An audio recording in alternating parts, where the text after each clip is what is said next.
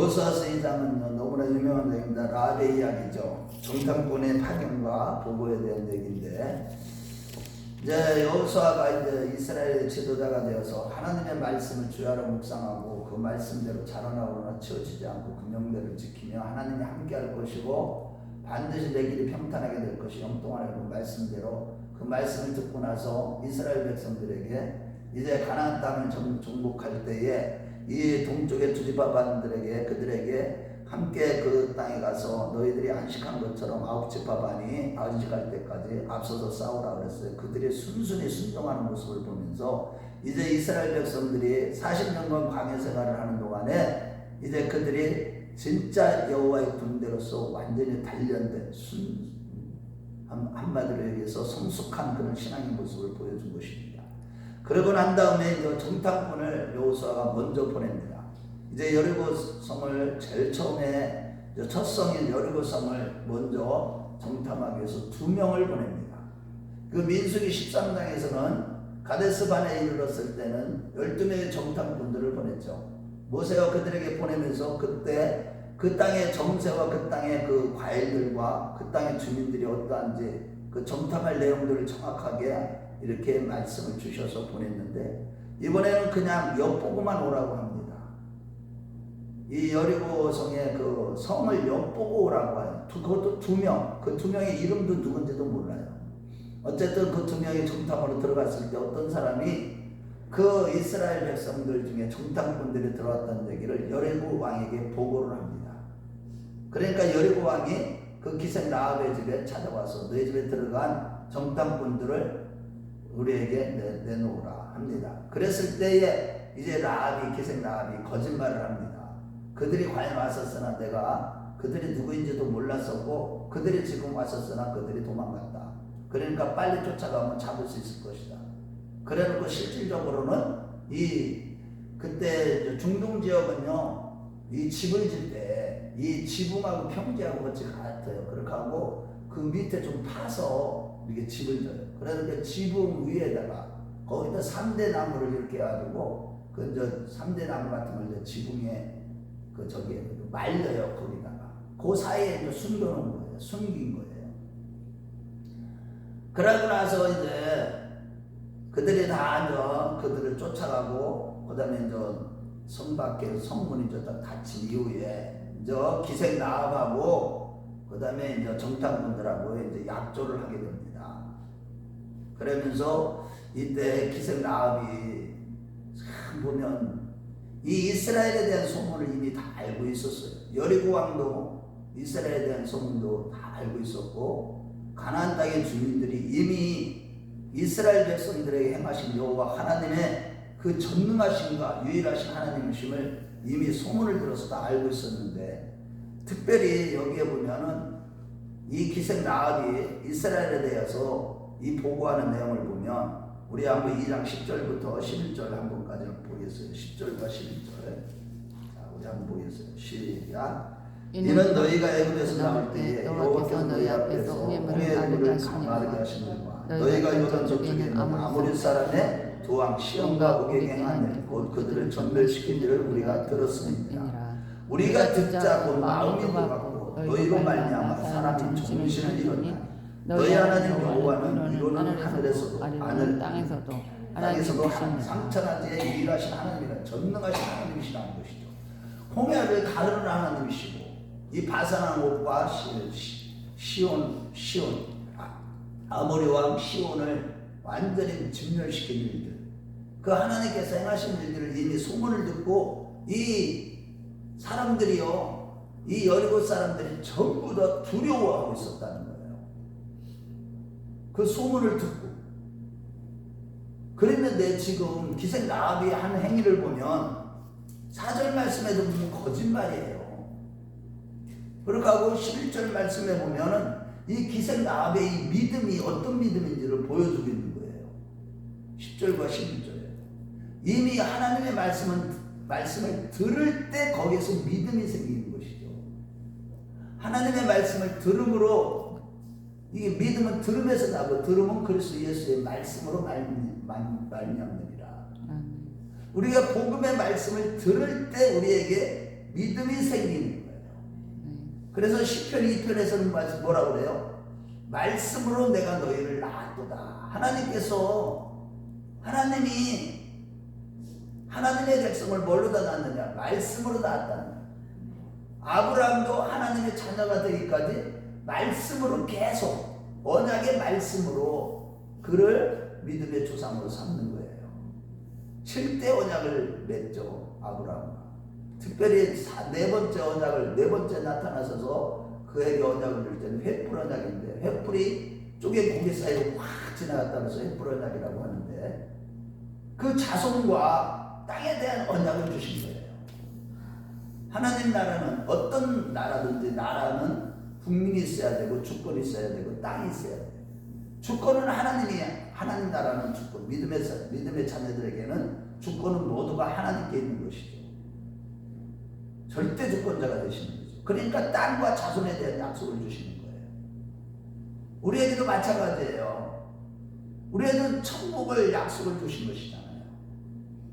우리가 예수 그리스도의 보혈의 피를 믿을 때, 하나님의 말씀을 믿을 때, 그때에 뭐가 주는 거예요? 천국에 주어지는 거예요. 안식이 주어지는 거예요. 영원한 안식이 주어지는 거예요. 모든 사람이 저를 범하였으면 하나님의 영광에 이르지 못하더니, 그래서 예수 그리스도 안에 있는 구속으로 말미암아 하나님의 은혜로 값없이 의롭다함을 얻은 자 되었느니라. 그래서 이 기생 라합의 행위를 보고 그의 믿음이 어떤 믿음인가에 대해서 히브리서 11장 31절 말씀을 보면, 그가 이 정탐꾼들을 숨겨준 것을 보고 숨긴 것을 믿음이라고 했어요. 믿음의 행위라고 했어요. 이미 하나님이 어떤 분이신지에 대해서 소문을 듣고서 그는 자기가 섬기는 이방신을 다 버리고 누구를 영접하고 하나님의 말씀을 믿은 거예요. 그래, 그 믿음을 갖다가 야고보 사도는 행함이 있는 믿음이다. 우리 한번 찾아보겠어요. 히브리서 11장 31절 먼저 말씀을 보겠어요. 히브리서 11장 31절.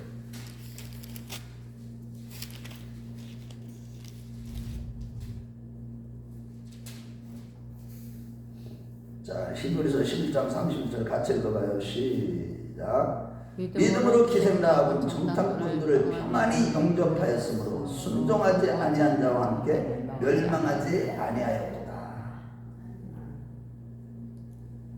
야고보서 2장 한번 가보겠어요. 야고보서 2장 25절입니다.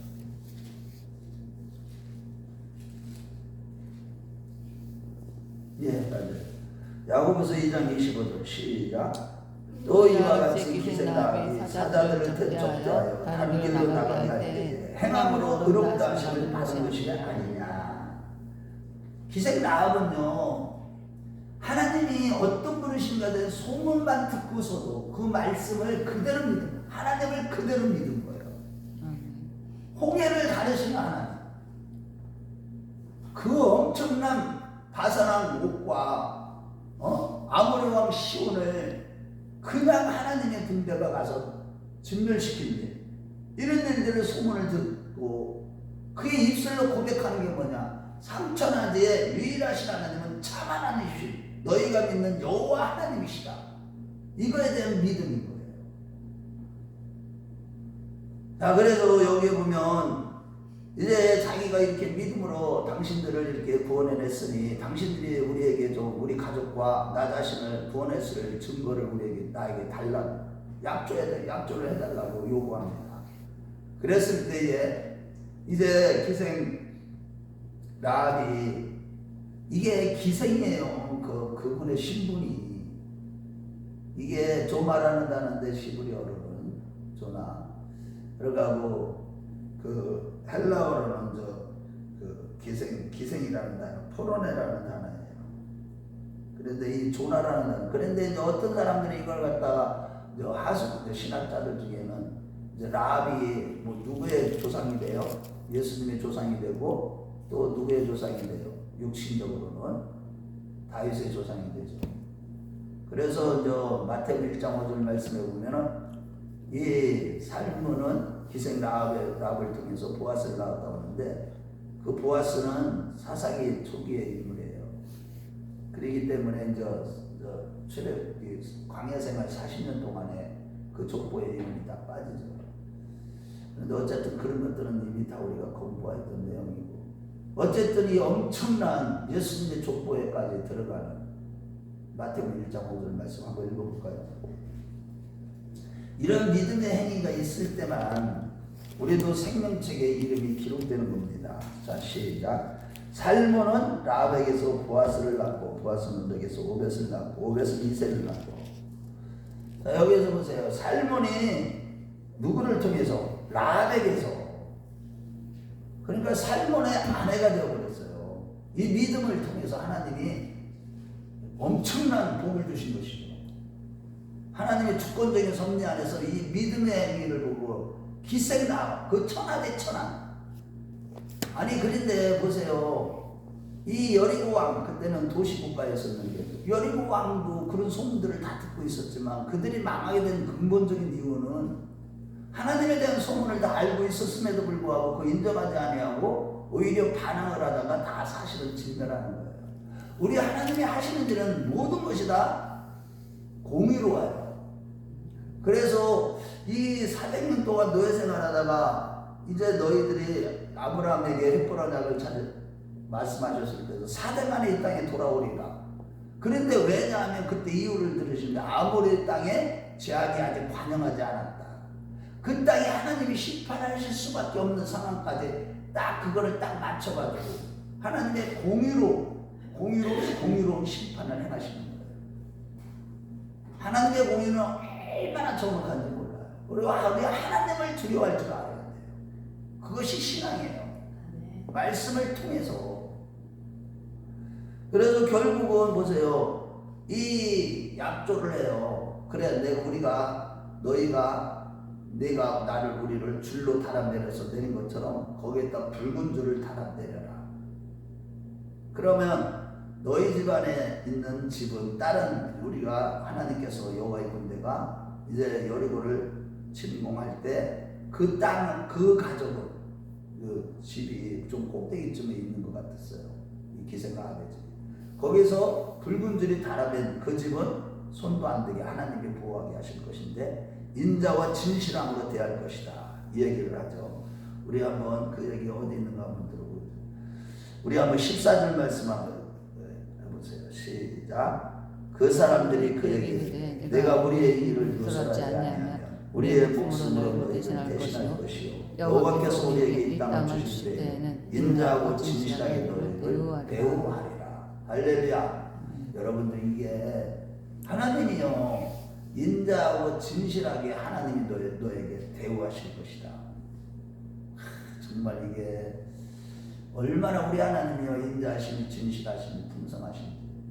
시편 86편 15절에도 다윗이 고백할 때 우리 하나님은 어떤 하나님이냐. 다윗도 수도 없이 하나님 앞에 범죄했어요 사실은. 그런데 그럼에도 불구하고 하나님 앞에 그가 하나님의 마음이 아픈 자라고 하시기까지는 그 하나님이 어떤 하나님인지 정확하게 알고 있었기 때문에 믿음으로 살았기 때문에 다윗이 오직 믿음으로 행했기 때문에 하나님을 절대 신뢰하는 건 믿음으로 행했기 때문에 하나님께서 그에게 항상 베푸시는 은혜는 뭐냐. 항상 여호와 하나님은 인자하시고 무궁하시고 진실하시고 풍성하시다. 어찌 우리 하나님은 그렇게 진실하시게 돼. 그렇게 너에게 대해주실 것이다.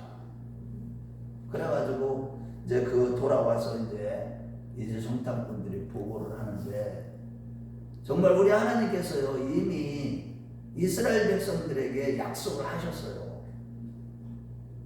진짜 하나님이 이스라엘 백성들, 언약 백성들 앞에서 세계 만민이 떨게 만들 것이다. 여러분 우리가요 예수를 진짜 확실하게 믿을 때 세계 만민이 우리 앞에서 두려워하며 떨게 되는 역사를 하나님이 직접 경험하게 하시는 분이에요. 우리 신명기 2장 25절 말씀 보세요. 이 언약의 말씀을 그대로 이루신 거예요. 신명기 2장 25절 먼저 보겠습니다. 신명기 2장 25절 우리 하나님이 이스라엘 백성들에게 모세를 통해서 분명하게 말씀하셨어요. 2장 25절. 너희 앞에서 세계 만민이 무서워서 떨게 할 것이다. 여리고 백성뿐만 아니다 이거야. 너희가 밟는 땅에 그 모든 주민들이 너희 앞에서 벌벌 떨게 만드실 것이다. 우리 한번 11장 2장 25절 읽어봐요. 시작.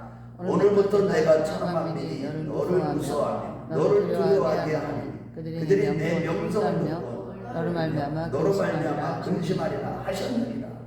하나님이 이렇게 앞서서 행하시는 거예요.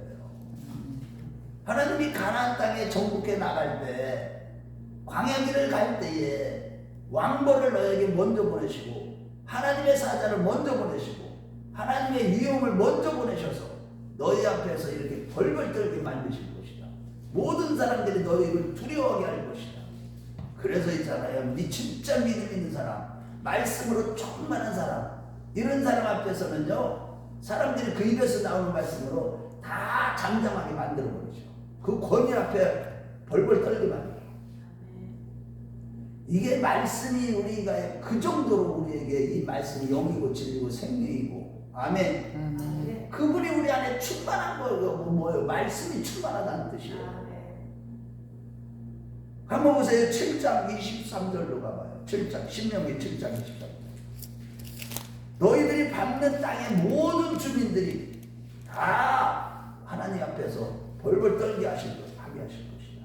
자, 우리 한번 7장 23절 똑같아요. 시작. 내 하나님 여호와께서 그들을 내게 넘기시고 그들을 크게 혼란하게 하고 마침내 진멸하시고. 또 11장 25절로 가봐요. 11장 25절 신명기.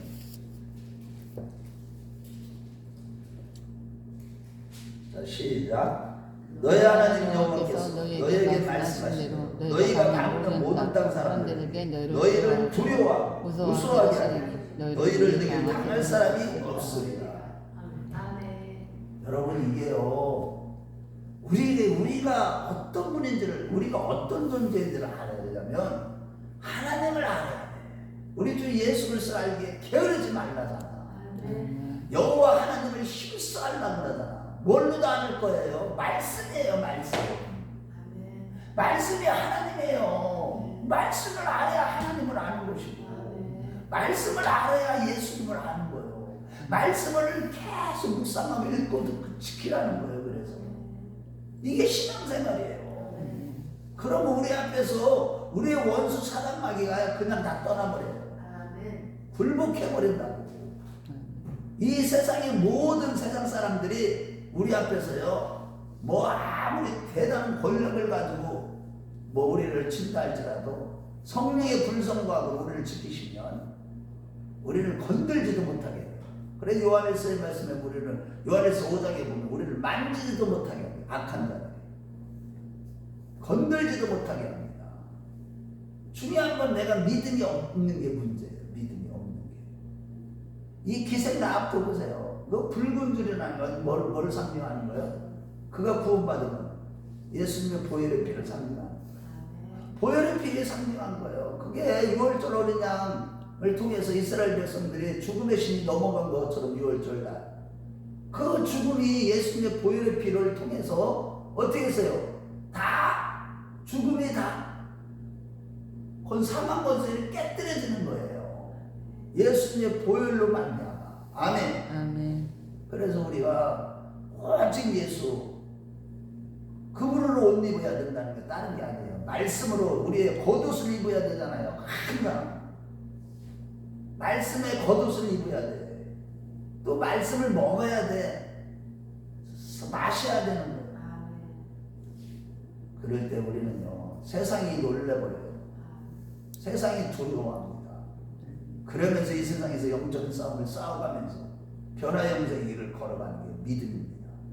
저와 여러분들이 그러한 날 다 되시길 주의 이름으로 축원합니다. 아멘.